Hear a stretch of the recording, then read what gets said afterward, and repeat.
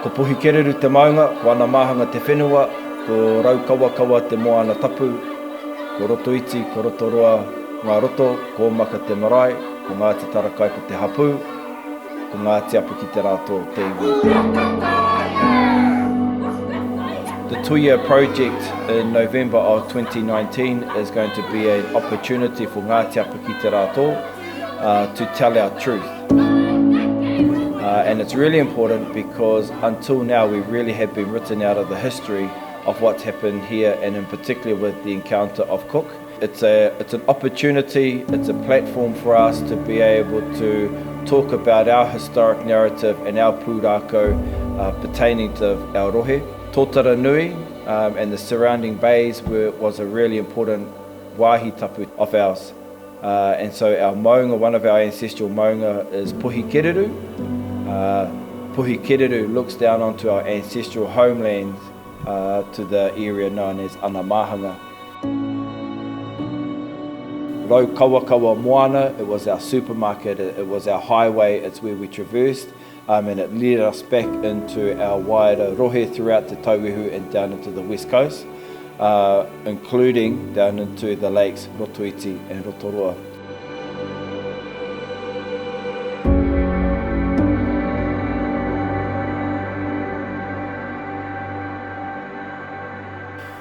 So, mere toto, tō taranui, they are all very significant areas that we occupy by Ngati Apa ki te rātou and other iwi. One of the things that we've done recently is that we've started taking our rangatahi back there because of the significance of it, and we now have a pou there that commemorates and talks about kupe and te whikea muterangi. So kupe being the Polynesian navigator who started from Hawaii, and the epic battle between him and his nemesis, Te Whikea Muterangi. This story, this pūrākau, this narrative is so important to our DNA and to our tribal makeup. It's woven in our tukutuku panels, it's painted in our kōwhaiwhai, and so that story is one of the stories that we are teaching to the next generation of the Ngati Apa ki te rātou storytellers. We've been developing and we've been investing a lot of resources over the last 5 years into our cultural strategy. Again, this is about building the cultural capacity, and the flagship for that for us is a wānanga called Mana Rangatahi. It's a wānanga specifically designed for rangatahi, which connects them back to their iwi, it connects them back to their wāhi tapu and their rohe, and it strengthens connections between all of our rangatahi.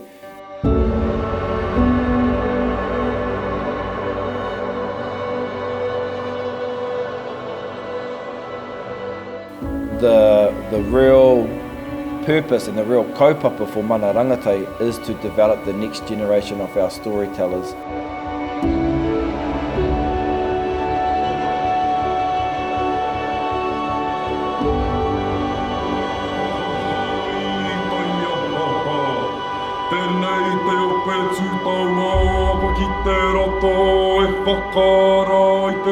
O te patsu ho mai taku maro taku rākau e.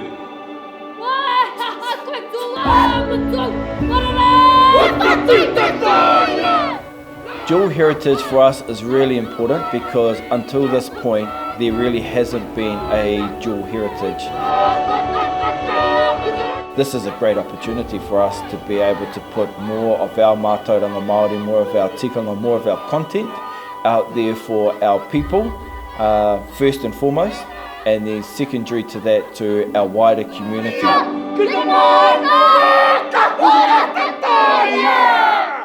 The content that's going to be coming out as part of Tuia is going to be more of a balanced view of what actually happened and more of a cultural view of our connection to that whenua.